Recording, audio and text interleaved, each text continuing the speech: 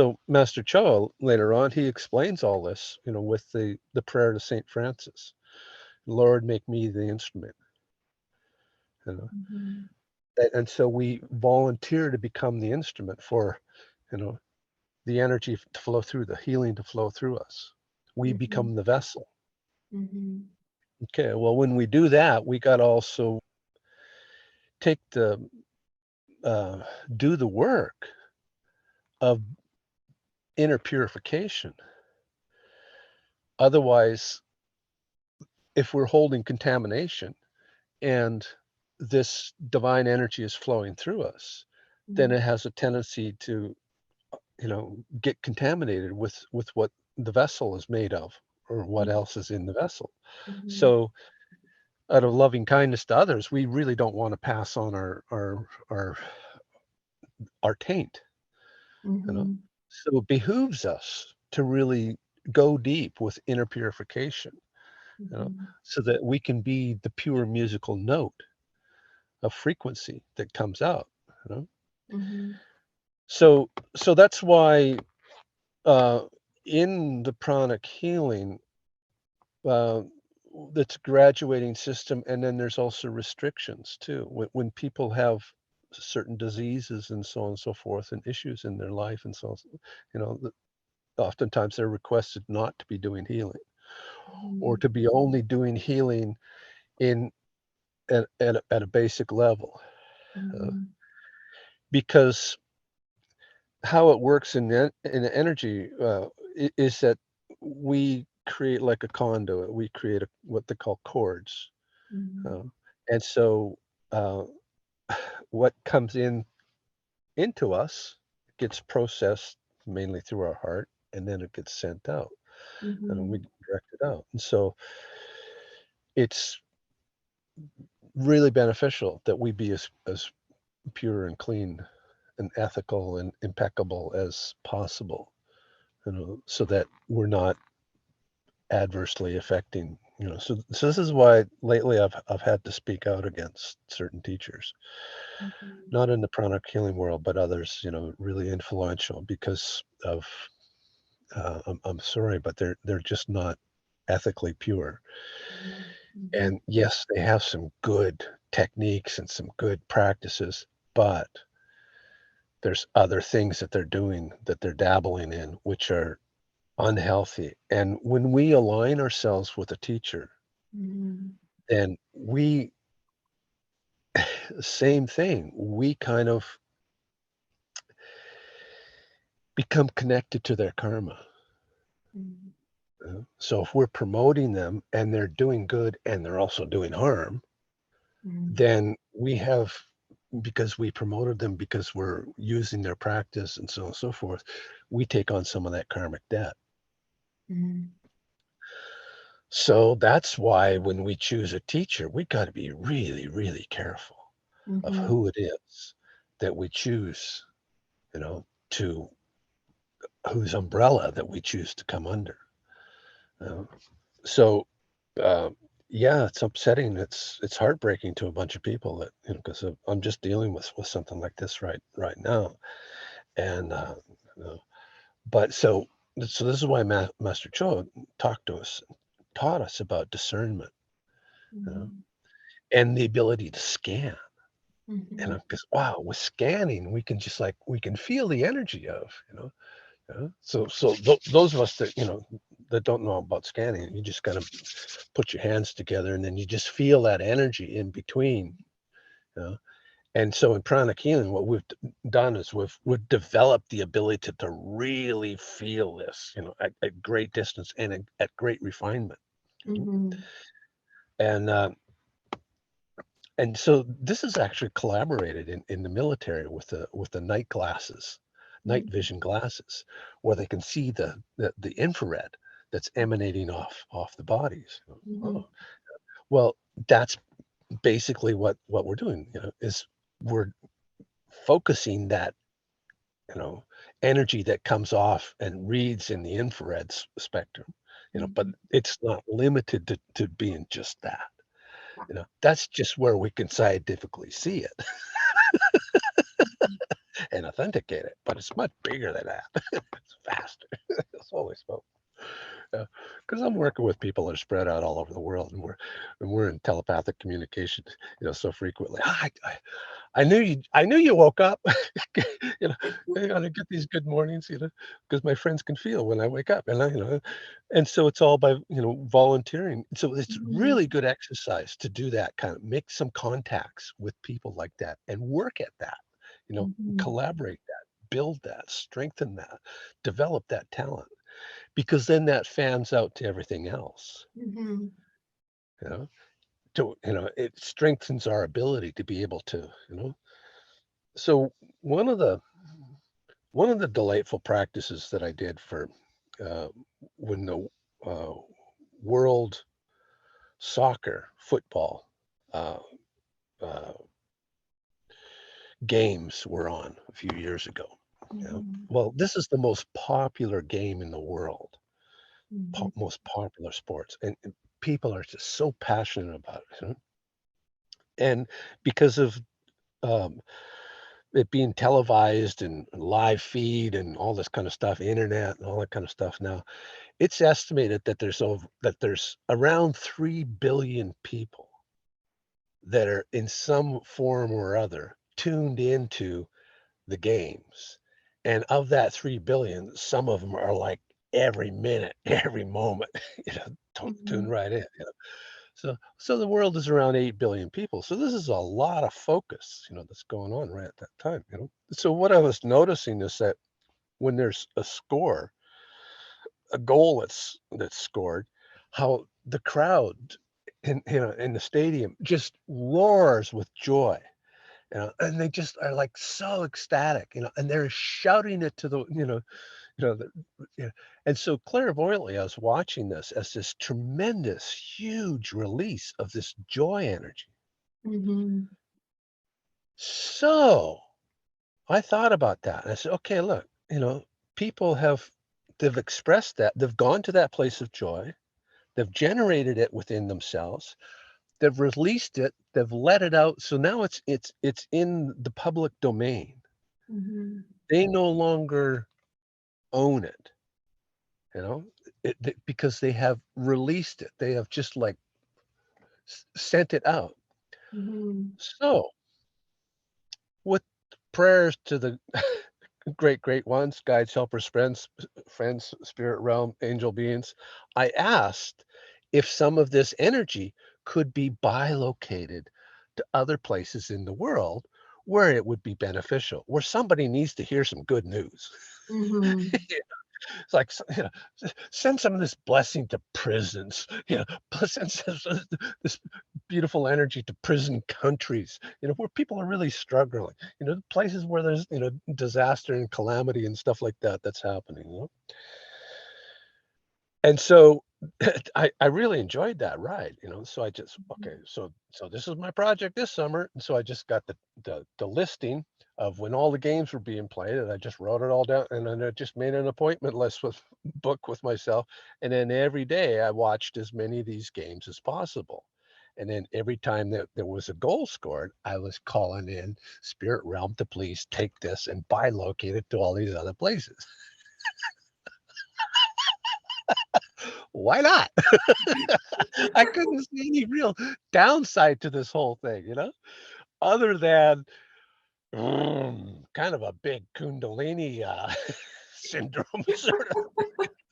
So, so that happens from when you're running too much power, yeah? Mhm. So, I had to learn from that, okay, not to be the main conduit, but to be the operator that's pushing the buttons, pulling the levers. Mhm. And that let the machinery do all the work, you know? Mhm. So Mhm. hand it off to spirit realm, you know, Yeah. and not try to be, "It's all me," No, no, no, that's not, yeah, that's dangerous. Yeah, and so just be the one that's making the request. Mhm. Wow, that's a big deal just in itself right there, Mm. huge effect. And I saw this. I saw confirmation of this just recently, just a few weeks ago with this whole earthquake. earthquake thing that's been going on in the Middle East, in Syria and Afghanistan, Mhm. where there was this little post, you know, on Facebook post where this news reporter, they had just found this child that had been trapped, successfully alive and all that kind of stuff, been trapped under this rubble for like 120 hours or something like that, Wow. you know? And so, you know, and so this journalist asked this question, you know, were you hungry? Were you thirsty? And so this little kid says, I was, but somebody in a white robe came and gave me water. Mhm. I mean, this is totally unscripted here. This is Mhm. just like, you know, just in the moment, this interview, this person. Well, what does that mean? You know? And how did that happen? Well, what was going on at that time is there was so many millions of people all over the world that were being compassionate and doing this plea, to please send help, you know? Mhm. Okay, so when we do that, then what happens is we give spirit realm the raw material, like in the old days in clairvoyance and seances and Madame Blavatsky era, from 150 years ago, they called this ectoplasm, Mhm. which is the kind of coalescing of non-physical into a physical, kind of like a ghost-like sort of, uh, and then they would have these materializations happen. Well, that energy gets borrowed from somewhere, you know? Mhm. And so what happens is the person goes into trance and they go into, a deep meditative state, and then some energy comes out of that person's body and then gets formed into an object or you know, and so in the seances they call it trumpeting, the voice trumpets. So in effect, this is what happens when we send these prayers and these blessings, you know, then it gets received by spirit realm, and then spirit realm is able to take this raw material and actually do something in physical Mhm. with it, because they're not existing in physical, they're in non-physical. So for them to cross over and come down and operate in physical is a huge task, you know. Mhm. But if we give them the raw materials to do it, then Mhm. it enables them, so we do this process. So therefore it's like, prayer of St. Francis, Lord, make me the instrument, make me into, the instrument. Please make me into and become, so that I can become the instrument, Mhm. so that this can manifest. Mhm. It's true, you know. And so there's just so much of that that's readily available, you know. And so if we just address it, for this is for the good of the all, for the benefit of, those that are in need of help. It's like, then miracles happen, because Mhm. we're giving the voltage for this to happen. So one of my favorites, all-time favorites that I recommend to everybody is every time you hear a siren, an ambulance, police, whatever, fire truck, it's just blessings and love to those in need of help, and blessings and love to those that are there to give the help. Mhm. You know, Mhm. real simple. And I'm getting feedback from parents. Yeah, I taught that one to my kids. Now every time my kids hear a siren, that's what they do. Wow.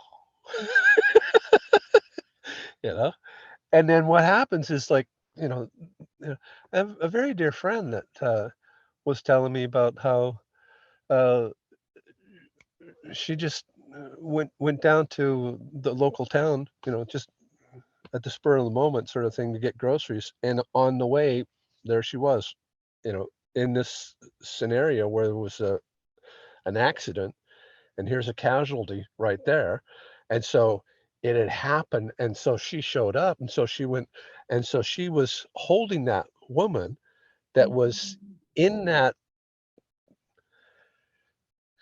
close doorway edge of transitioning out or staying alive. And so my friend just, held her and just like gave her energy and just, stay with us, and kept her alive, you know, Mhm. so that when the ambulance showed up and could take over and do it, and so she was, being that first responder, you know, Mhm.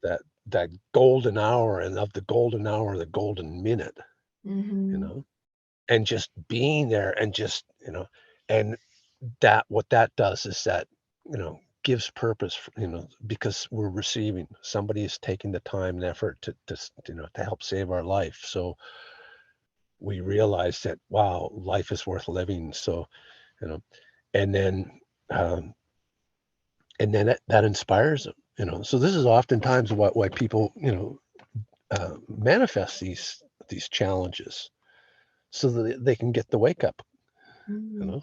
Mhm. And so it's a real gift, and so yeah. So then when we get then comes the mortgage payment, you know, pay it back. Yeah. When you were You know? talking about the games and all of the energy that's generated when people are cheering and Oh, yelling and screaming, I was just in a Tony Robbins event, Unleash the Power Within, last weekend. It was my uh, fourth one, and I absolutely love it every time. But he gets everyone involved to do that, to generate a huge amount of energy with our joy, with our feelings, with our whole body, and dancing and screaming and jumping and yelling and all sorts of stuff like that. And and then when we're in the middle of that, in that setting, that's when we set our goals. aha, So in the fo when in the you're power field. when you're in that powerful energy, when you're generating all that energy and releasing it, that's when you put in your order with the universe for what you want. Exactly. Yeah. That's the Kriya Shakti moment, Yeah. that's the creating that, the thought form, and yeah, Yeah.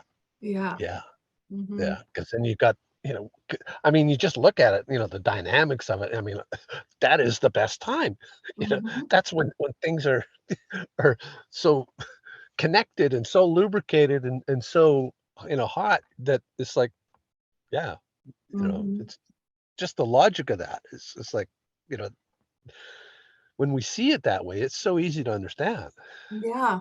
Yeah. you know? Because Yeah, that's just how these things work. yeah, Yeah. yeah, yeah, yeah. The blacksmiths, they call it strike when the iron is hot, Mhm.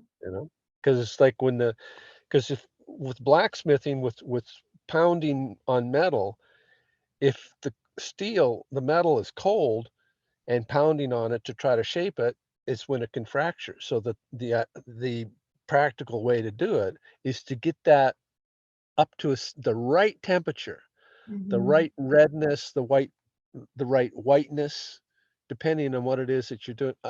And that's when the metal is still there, but it's able to be shaped. And Mhm. and so then that's when they work on it is strike when the iron is hot. You know? And then they examine it, and then they put it back in the fire again to get it back up to temperature, and then they work it some more.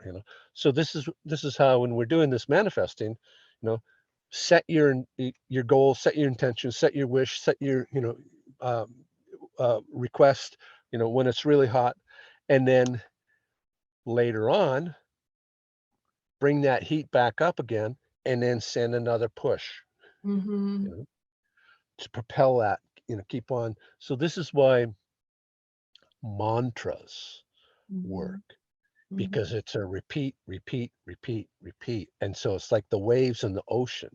One wave happens, and then behind that, it's propelled by another wave that's pushing it, and then another wave behind that. And so that first wave is getting pushed by all these mantra waves behind it, pushing it forward. And so then it travels around the world, and it goes to the far shore of the continent on the other side of the planet, Mhm. because of that whole mantra, repeat energy behind it. So these are interesting trade secrets here, Mhm. of just how it's done. Yeah. So this is why repetitive prayer is Mhm. so potent, so powerful. You know? doing the same request, sending the same blessings. Every time there's a siren, send that blessing, and it, you know, anything that's like a project that's like that. Every time, drive by a graveyard, blessings and love to all those people, real simple, not, doesn't, oftentimes the best ways to do these things are the most simple ways, because if they get into really being complex, then we've put too many filters on it, and we've got too much control on it, and it's hard for it to manifest. So make your manifest requests really simple.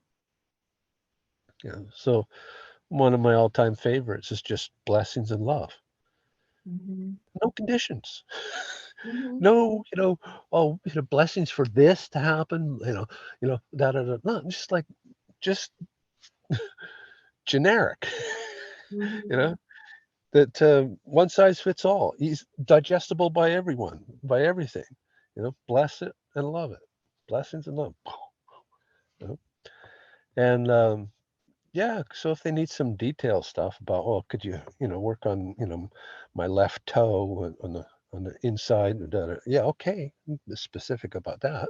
But generally speaking, just blessings and love, and it'll take care of itself. We don't. Thank you for joining me for episode 2 of Heartfire Sessions with Swami Champak Anand.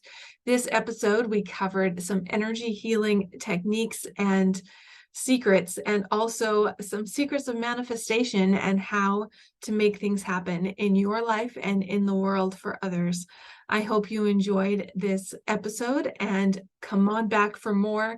Please like, share, subscribe, hit that little bell so you get notified when my next episode is up and running. Thank you so much for joining us, and I'll see you next time.